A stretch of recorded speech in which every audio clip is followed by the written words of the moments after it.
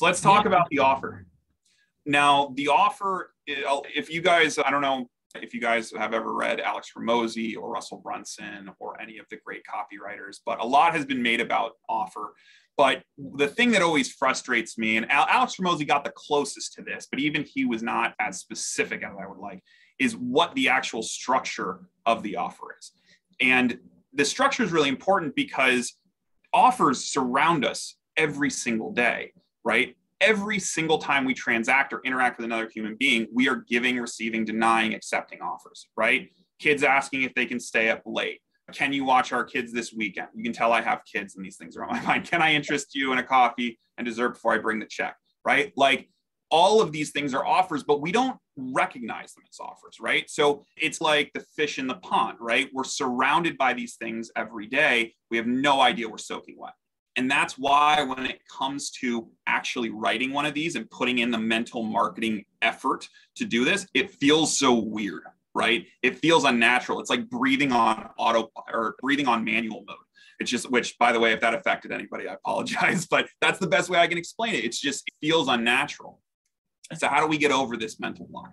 Formula. All we need is a formula, right? So here's the formula. This is another really good screenshot opportunity for you guys. So if you want to screenshot this, these are the 9 components of an offer. And this is what I meant when I said Alex Hormozi does a great job, but he doesn't get deep enough into it. What I've found is that if you are able to include at least 7 of these 9 elements, your offer will outperform whatever you're doing currently in terms of advertising.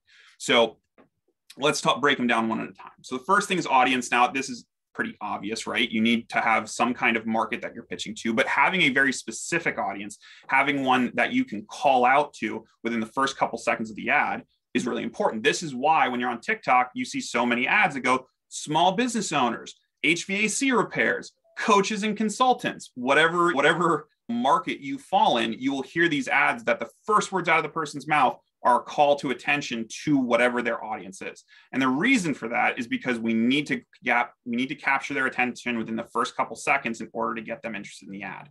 If I'm a dad and I'm scrolling through and I see an ad and the first words out of the person's mouth is, "Moms, listen up." I'm not sticking around. That's not me. I'm not a mom. Scroll right away. So it's really important to have that clear audience right at the forefront so people know that, hey, this is for me. The next thing, obviously, is the pain. What is the pain that they're going through, right? The pain you pick should be the most acute you can go after. Don't go after ancillary pains. Don't go after hangnails. Go after broken bones and bleeding guts, right? Like you want that level of intensity, because if you go after that level of intensity, you'll not only capture their attention more, but you're going to get more people through your funnel who are actually in a place where they want to make a purchase decision. If you just go after the people who are sort of interested or kind of sort of in pain, they're sort of not going to buy. So you really want to make sure that anytime you address a pain and bring it up in the ad, that is very clear, very acute, and something that all of your audience will resonate with. That feedback to offer framework I gave you earlier is a great source as you're talking to former clients of finding what that pain is and then being able to include it in this ad, which I'm going to show you an example of in a bit here. Next thing is empathy. This is the obligatory family shot for the deck. So you can all do the woos and ahs and oh, how cute. I appreciate it. She's 10 months old today, as a matter of fact. That's Molly and my wife, Kelly, and myself. And the empathy that I have for other dads going through this in terms of constantly trying to balance life and work and wanting to work really hard so that I can provide this great life for them, but at the same time want to spend all of my time with them. If I'm talking to another dad, I can totally feel that pain. I can feel that burden because we have a shared experience. My wife, who's a stay-at-home mother and an unbelievable mother to Molly, has a very different experience, right? And so even though I might want to launch a coaching program for dads and be able to write a compelling offer about why I can help them overcome whatever pain they're facing as a dad, if I tried to do the same thing with moms, it would fall flat. Because even though I can have empathy for my wife, I don't have a shared experience with my wife. And so I can't go and talk to the mom the way I can talk to a dad. And so that's why including real valid empathy, something that your audience can feel like, yeah, they're right there with me. They understand the pain. They understand what I'm going through is so important. The next part is context. Context is easily the most flexible element in this, because in some cases it might provide the historical context of what you did to get there. It might be your story of overcoming something similar. It could just be contextual about the state of the market or the state of a product or the state of a problem. But the context is what is like the foundation of the offer. It's all the stuff surrounding all the nooks and crannies between the pain and the empathy and the other elements that we'll talk about in a second. It's what binds everything together. Could you talk a little bit more about the context here? Like an example of like how you use this when you're selling like Row House, or even just like how you've seen other community products do as well? So the context that I share, and I'll actually show this in a little bit in a video clip. I'm going to show you the offer I'm currently running.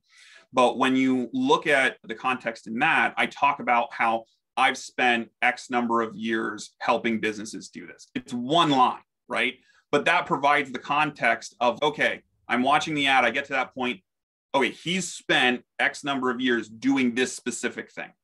So automatically I'm providing that context of all of the rest of the stuff I say. So when I say, hey, I've helped this business do this and this business do this, you understand that, okay, contextually, he's been doing this for a long time. These are case studies for it.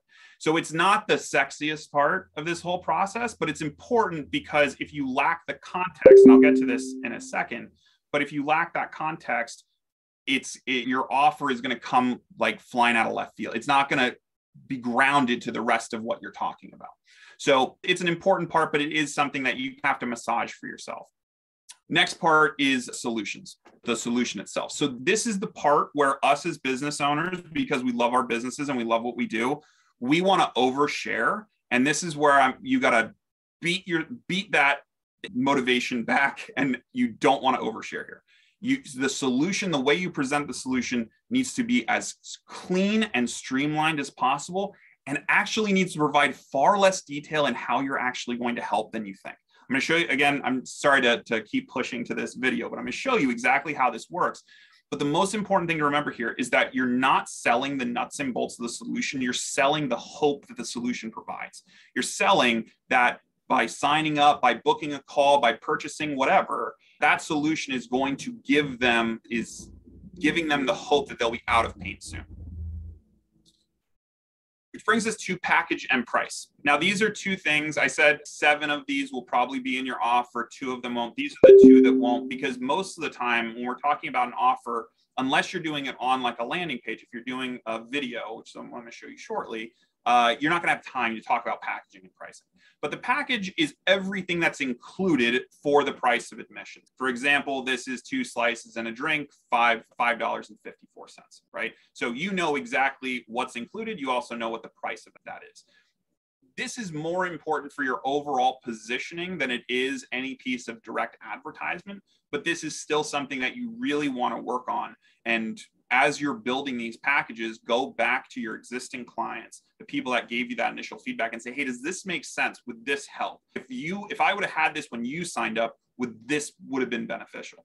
Getting that feedback from people who've already given you money is honestly some of the best and most honest feedback you'll get when you're trying to determine what you should include and what you shouldn't.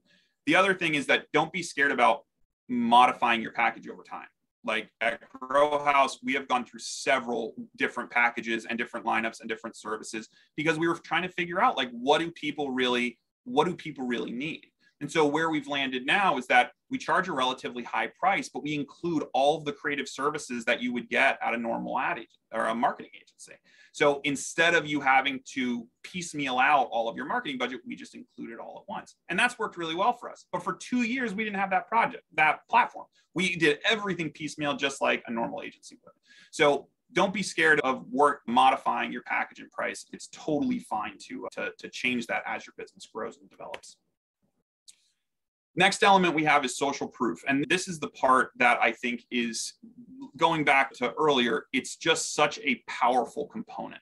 But the thing that gets a lot of people is when they're putting together an offer, having a nice wall like this on your landing page, fantastic, people love it. But when you're doing a 60-second ad, your social proof can be so minimal that it just needs to show that there is someone else that is similar to your buyer who has gone through this process and who's had success. It's just that hope element. The social proof can also be If say you don't have any clients, or you don't, just part of your script, you're not going to go in and talk about what you've done for other people. The social proof can also be the results you've gotten for yourself. That's one of the things that I think all marketing consultants, marketing coaches really lean on in their ads is like, I get this, I get 30 leads a day, right? And so I'll show you how I do it.